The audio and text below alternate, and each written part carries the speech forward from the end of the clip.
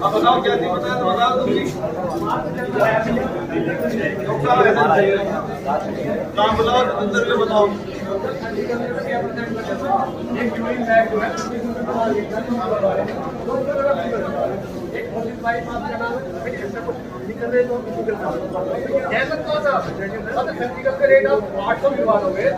नहीं नहीं हमें जेन्युइन ना जेन्युइन कैसे डॉक्टर साहब? अरे हमारे तो देखो डॉक्टर साहब जेन्युइन नहीं है। आप हमें ये बताओ, आप जबरदस्ती क्यों लगवाओगे मेडिकल स्टोर से?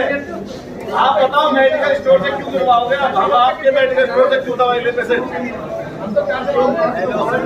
इधर है तुम ये बताओ, आप बताओ मेडिकल स्टोर से क्यों लेगा आपके दवाई? कार्ड चलाएगा और आप कार्ड लिखोगे, आप कोड क्यों लिख रहे हो? कोड क्यों लिख सकता है दवाई का? ये कोड का क्या मतलब है? हमें बता दो कोड का क्या मतलब है? कोड को हम नहीं मानेंगे। बाहर दवाई मिल जाएगी क्या इस तरीके से? कैसे बताओ? बता दो ना हमें।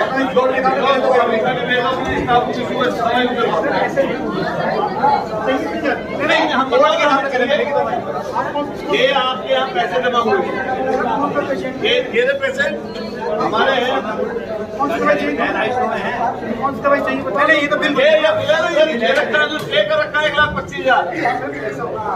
मुझे ये बताओ कोड का क्या मतलब है? नहीं रूल्स क्या है? कोड का क्या मतलब है? हमें दवाई बाहर से लानी चाहिए। हाँ तो हम देते हैं, हमें तो बाहर से चाहिए ना। हमने तो मना करिए हमें। आज मैं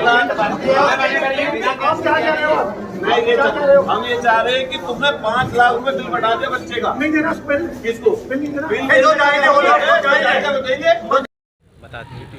क्या होता है? ये देखिए, सरकार की जो जिम्मेदारी है सस्ती शिक्षा और सस्ता स्वास्थ्य देने की, ये पूरी तरीके से सरकार विफल है।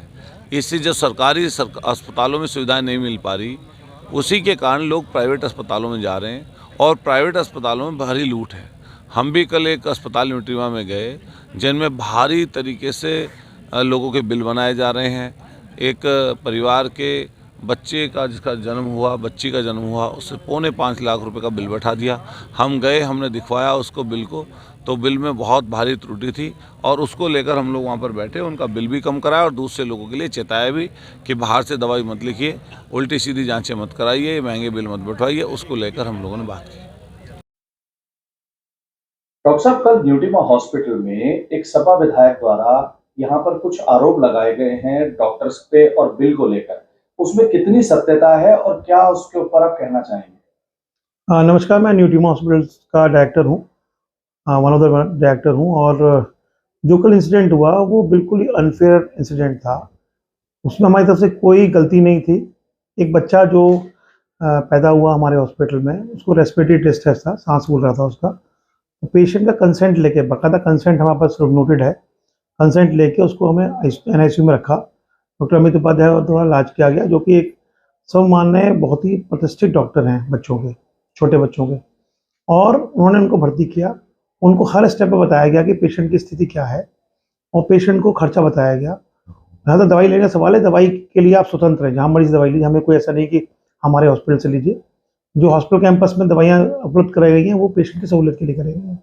आप चाहे बाहर से लें चाहे हमसे लें, हमें कोई ऐसा नहीं है। वो एक कोड का जिक्र कर रहे हैं, तो कोड उन्होंने जो दिखाया है वो एक लेजर है, हॉस्पिटल का बिल का लेजर। लेजर में हर बिल का कोड होता है, वो मेंशन किया गया है। कोड को अगर खोलेंगे, लेजर खोलेंगे, तो पूरा बिल है जो पेशेंट के पास संबंधित है। इसमें जो मेन प्रॉब्लम है ना, इसमें पेशेंट कल्प्रिट है। पेशेंट कैसे कल्प्रिट है? आप कहेंगे पेशेंट क्यों कल्प्रिट? पेशेंट कल्प्रिट ऐसे है कि जब उसको मालूम है कितना खर्चा होना है इलाज में, तो हमने तो नहीं कहा भाई कि तुम प्राइवेट अस्पताल में इलाज कराओ। सामने ही हमारे सरकारी अस्पताल है, मेडिकल कॉलेज है, इतना बड़ा मेडिकल कॉलेज है, वहाँ पर बड़े सब इतना स्टाफ है, सब कुछ अवेलेबल है, वेंटिलेटर अवेलेबल है, सब कुछ NICU अवेलेबल है। बट पेशेंट जानते बूझते हुए सरकारी प्राइवेट अस्पताल में भर्ती होते हैं, और प्राइवेट अस्पताल में भर्ती होकर खर्चा जानते हुए बूझते हुए, जस्ट उनको मालूम है कि वो इस तरह का अलग लोकतांत्रिक काम करेंगे, भीड़ भड़का करेंगे, भीड़ तंत्र करेंगे। कल अतुल प्रधान जी आए, उन्होंने 5-6 लोग सब इकट्ठे कर रखे थे, पुलिस वाले भी थे, सब लोग थे, और फिर इसमें हल्ला गुल्ला हो रहा है। पेशेंट आप आइए, बैठिए, बात करिए, हम समझ रही बातों को हम समझाएंगे, हम समझने के लिए तैयार हैं, चीज़ों को, हर चीज़ को डिस्कस करने को तैयार हैं। भाई जब हमारे यहाँ बिजली, पानी, GST, sale tax, income tax सब हम देते हैं, हमारा 700-800 का स्टाफ है, उसका सैलरी है, बिजली का बिल 25 लाख रुपए का आता है, तो हम कैसे सस्ती सुविधाएं दे सकते हैं? तो गवर्नमेंट को जब सुविधाएं, जब दो चीज़ पैरेलल चल रही हैं, प्राइवेट सुविधाएं चल रही हैं, सरकारी सुविधाएं चल रही हैं, तो प्राइवेट सुविधाएं जो हैं उनको आपको, अगर आपने उनको भोग करना है तो डेफिनेटली आपको पेमेंट करना पड़ेगा, क्योंकि हम भी अपनी जेब से पेमेंट थोड़ा देंगे। हम किसी को लूट रहे हैं, बिल्कुल गलत शब्द है। हमें सबको बता के उसका इलाज किया गया, बच्चा बिल्कुल स्वस्थ होकर घर जा रहा है। उन पेशेंट के अटेंडेंट की गलती है कि जब जानते बूझते हुए वो अतुल प्रधान जी को मिसगाइड करते हैं और फिर अतुल प्रधान आके यहाँ पर वो करते हैं। ये फिर प्रशासन की जिम्मेदारी है कि हमारे यहाँ के वो इस तरह की हरकत ना करें, क्योंकि वो करते हैं तो यहाँ पर अननेसेसरी क्योस इकट्ठा होता है। 5-6 डायरेक्टर सब लोग उनमें लगे रहे, सब उनसे बात करते रहे, पूरी आईएमए की टीम आ गई यहाँ पर, अननेसेसरली 1 घंटे का क्योस मचा रहा है यहाँ पर, पूरे हॉस्पिटल में अफरा तफरी मची रही, ग्राउंड फ्लोर पे कोई काम नहीं हो पाया। तो इस तरह का नहीं होना करना चाहिए। आप आइए, बैठिए, बात करिए, समझिए बात को, 1 to 1 बात कीजिए, 2 to 3 बात कीजिए। आप अपने साथ बहुत सारे लोग लेके आते हैं, इस तरह से उसको नहीं एक लोकतांत्रिक व्यवस्था में काम चल सकता। तो हमारी प्रशासन से पूरी अपेक्षा है और बाकी लोगों से अपेक्षा है कि इस तरह के ना करा करें, और कृपा करके जो भी आपको प्रॉब्लम है उसको आके बैठें, बात करें, समझें। हम भी जनता की सेवा के लिए ही हैं। इतना बड़ा हॉस्पिटल हमने बनाया है, हमने कोई लूटने के इरादे से नहीं बनाया।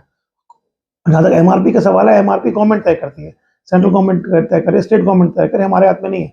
उस एमआरपी पे हम कंसेशन देते हैं। इसमें डॉक्टर कहाँ से आ गए? डॉक्टर तो कहीं इन्वॉल्व है ही नहीं।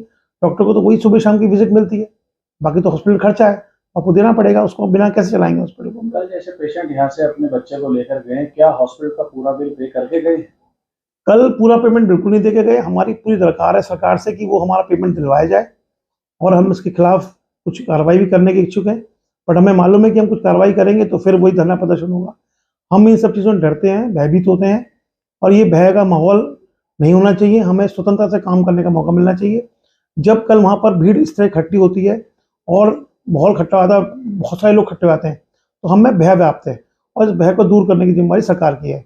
और सरकार को चाहिए कि इस बातों पर बिल्कुल स्ट्रिक्ट एक्शन ले। जो भी इस तरह के लोग भीड़ तंत्र में काम करते हैं, ये भीड़ तंत्र को खत्म होना चाहिए।